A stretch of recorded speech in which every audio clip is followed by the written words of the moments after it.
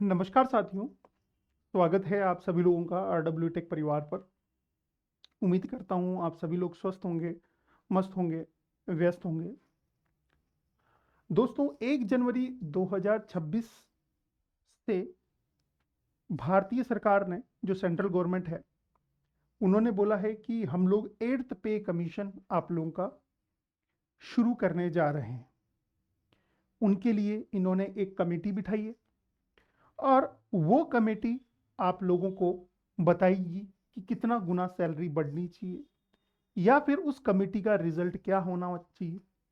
वो कमेटी आप लोगों को भारत की फाइनेंशियल स्थिति, महंगाई दर और जो ज़रूरत के सामान हैं उनकी रेट कैसे बदलती है, मार्केट में भारत की स्थिति कैसी है, ये सब चीज़ों को देखकर आप लोगों का वो रिपोर्ट देंगी।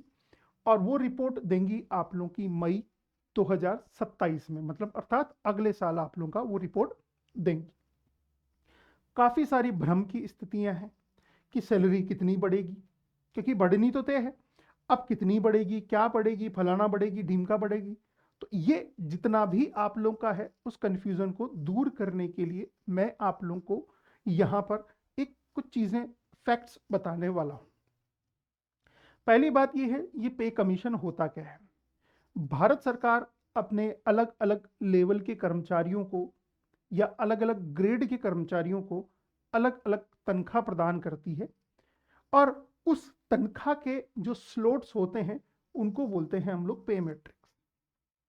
कि भैया जूनियर इंजीनियर है तो उसकी जो बेसिक होगी लगभग 35,000 के आसपास होगी, या फिर असिस्टेंट इंजीनियर है उसकी बेसिक जो होगी वो 56,100 के आसपास होगी।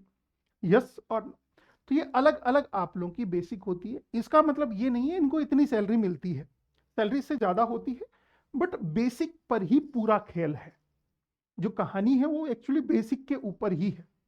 अब देखो, सबसे पहले आप लोगों की बेसिक पेमेंट के बारे में बात करते हैं। जो आप लोगों की बेसिक रहती है, बेसिक सैलरी,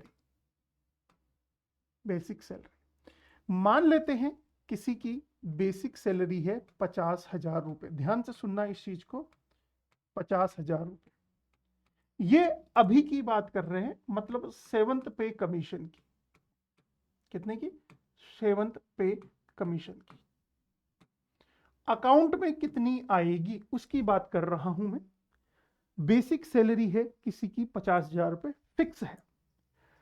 अब क्या होता है, गवर्नमेंट हर साल में 2 बार महंगाई भत्ता बढ़ाती है।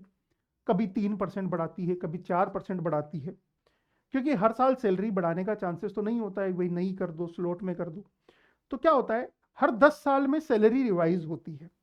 तो ये 8वीं बार सैलरी रिवाइज होगी। 7वीं बार हुई थी 2016 के अंदर, जब एंड हो गया था वो चीज। तो बेसिक सैलरी इन्होंने बता दी 50,000। फिर इन्होंने बोला कि भैया आपकी जो महंगाई बढ़ती है वो हर साल हम लोग 3%, 6% के हिसाब से इंक्रीमेंट करेंगे। वैसे तो साल भर में 2 बार होता है। तो जब 7th पे कमीशन लगा था, डीए था 0%। डीए था कितना? 0%। जनवरी में बढ़ाया, जुलाई में बढ़ाया इन्होंने 3%। फिर अगले साल जनवरी में बढ़ाया इन्होंने 3%। फिर अगले साल जुलाई में बढ़ाया आपका 3%। फिर ऐसे कर करके कभी 4 बढ़ाते हैं, कभी 3 बढ़ाते हैं, कभी 2 बढ़ाते हैं। ऐसे कर करके आज है डीए 58%। आज है डीए 58%। 58% आपका डीए है, अर्थात 50,000 का 58% कितना हो गया?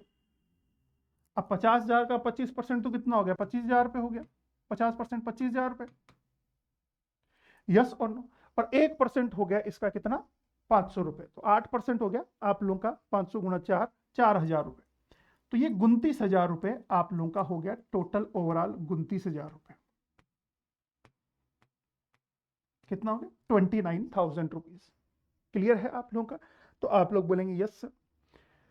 उसके बाद में आप लोगों को मिलता है HRA, जो सिटी के अनुसार आपको रेंट का अलाउंसेस मिलता है। ये महंगाई भत्ता होता है, ये रेंट के लिए मिलता है। अलग अलग सिटी में अलग अलग है, कहीं 10% है, कहीं 20% है, कहीं कुछ है, कहीं कुछ है, कहीं कुछ है। महंगाई भत्ता अपन मान लेते हैं 10% है, तो ये आप लोगों का कितना हो गया? 5,000। राइट? 10% है 5,000। तो ओवरऑल मेरे पॉकेट में जो 50,000 सैलरी के आधार पर मेरे पॉकेट में सैलरी कितनी आएगी? तो आप लोग बोलेंगे 29, 79, तो 84,000 मेरे पॉकेट में सैलरी आती है। और आपकी कोई कटौती होती है तो कटौती आप लोग की इसमें से कर दी जाएगी, तो वो कटौती आप लोग की इसके आधार पर होगी, मतलब आपकी सैलरी बन रही है 84,000। अब आपने कोई पेंशन फंड में डाला होगा, कोई मेडिकल इंश्योरेंस में डाला होगा, वो कटौतियां अलग है, ये सैलरी आपकी बनेगी। अब इसमें से बैंक में कितनी आती है आपकी कटौतियों के ऊपर निर्भर करती है। तो इन हैंड सैलरी आपकी 84,000 इस टाइम है। अब इन्होंने पे कमीशन में इन्होंने क्या किया है, देखो ध्यान से सुना, पे कमीशन में इन्होंने क्या किया है। जैसे ही आप लोगों का 8th पे कमीशन लगेगा,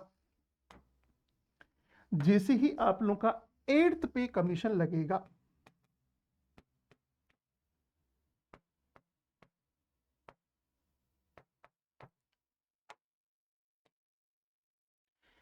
एट्थ पे कमीशन लगते ही जो बेसिक सैलरी है, उस बेसिक सैलरी को ये एक फैक्टर से गुणा करेंगे। उस बेसिक सैलरी को एक फैक्टर से गुणा करेंगे, उस फैक्टर को बोलेंगे बेटा हम लोग फिटमेंट फैक्टर।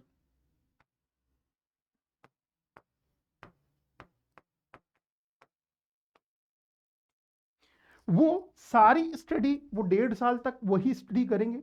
वो अभी कोई लोग बोल रहे हैं कि 1.8 होगा, कोई बोल रहे हैं आप लोगों का 2.3 होगा, कोई बोल रहा है 2.4 होगा, बट उसके बारे में सभी लोग आइडिया ही लगा रहे हैं। एक्चुअल में कितना होगा अभी किसी को नहीं पता है। 1.8 फिटमेंट फैक्टर होगा, मतलब 50,000 को 1.8 से गुणा किया तो कितना आया आप लोगों का। जैसे कि आप लोगों का ये हो गया 18, 36, 72, 90, तो ये 90 हो गया आप लोगों का। 90, 1, 2, 3, 4, ये हो गया।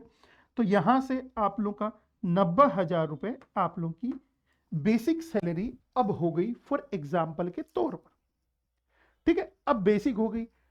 अब जैसे ही आपकी बेसिक को इन्होंने इससे मल्टीप्लाई किया, वैसे ही इन्होंने डीए को कर दिया आप लोगों का कितना परसेंट, आप लोगों का 0%। डीए को कर दिया इतने 0%। जैसे ही डीओ को डीए 0 हो जाएगा, जैसे सैलरी आपकी नई स्ट्रक्चर आएगी वैसे ही डीए कितना हो जाएगा आप लोगों का 0%। अब डीए के बाद में आप लोगों का जो एचआरए रहेगा वो भी हो सकता है रिवाइज हो। अभी मान लेते हैं अपन 10%, तो कितना हो गया 9,000 रुपए आपका 10% हो गया। तो टोटल सैलरी कितनी हो गई 99,000। अर्थात जो सैलरी पहले मेरे पॉकेट में 84,000 आ रही थी, वो सैलरी अब मेरे पॉकेट में 99,000 आप लोगों की आई। एक्चुअल में जो आप लोगों की कहानी हुई है वो ये है। अब आप ही खुद ही कॉमन सेंस का इस्तेमाल करके बताओ, क्या सैलरी 2 गुना हुई, क्या सैलरी 4 गुना हुई, क्या सैलरी 50 गुना हुई। अगर आप लोग इसमें देखेंगे, अगर आप लोग इसमें देखेंगे तो ये इससे ये आप लोगों का कितने का अंतर है आप लोगों का, तो आप लोग बोलेंगे गुरुजी ये आप लोगों का अंतर है 15,000 का। कितने हजार का 15,000 का। और 15,000 इसका लगभग 20%, 18% के आसपास है। तो एक्चुअल में सैलरी का इंक्रीमेंट 18% ही होगा। बेसिक सैलरी आप लोगों की फिटमेंट फैक्टर से मल्टीप्लाई होती है, और जो ओवरऑल सैलरी होती है वो ओवरऑल सैलरी से 10-15% आपका इंक्रीमेंट होकर आएगा। यही फिटमेंट फैक्टर यहां पर मल्टीप्लाई किया गया है 1.8। तो ऐसा कोई नहीं है कि सैलरी आप लोगों की 2 गुनी हो जाएगी, 3 गुना हो जाएगी, इतनी हो जाएगी, ऐसा बिल्कुल भी नहीं है। एक्चुअल में कहानी ये है, सैलरी में इंक्रीमेंट तो होगा, अब वो कितना इंक्रीमेंट होता है वो डिपेंड करता है फिटमेंट फैक्टर के ऊपर। तो ये मैंने लीस्ट पॉसिबिलिटी आप लोग की 1.8 के अकॉर्डिंग ली है फिटमेंट फैक्टर। आप लोग 2.4 के अकॉर्डिंग भी कैलकुलेट कर सकते हैं कितना इंक्रीमेंट होगा, बट ऐसा बिल्कुल भी नहीं है किसी के अकाउंट में अभी 1 लाख सैलरी आ रही है तो 2 लाख आने लग जाएगी, ऐसा बिल्कुल नहीं है। 10-5,000, 10-15,000 का फर्क पड़ेगा, इससे ज्यादा कोई फर्क आप लोगों का नहीं पड़ने वाला है। ये प्रीवियस डाटा के अकॉर्डिंग मैंने बताया था। पिछली बार फिटमेंट फैक्टर 2.5 था, तो बेसिक आपकी 2.5 गुना हुई थी, बेसिक 2.5 गुना होकर डीए 0 कर दिया जाता है, अर्थात इन दोनों को मिला दिया जाता है, इन दोनों को मिलाकर डीए को 0 कर दिया। तो इस कहानी में केवल और केवल इतना था। उम्मीद करता हूं ये 8th पे कमीशन वाली कहानी आप लोगों को समझ में आई होगी। सभी को जय हिंद, जय भारत। ऐसे ही इंफॉर्मेटिव वीडियो को RW टेक क्लासेस के ऊपर देखते रहिएगा। Thank you very much.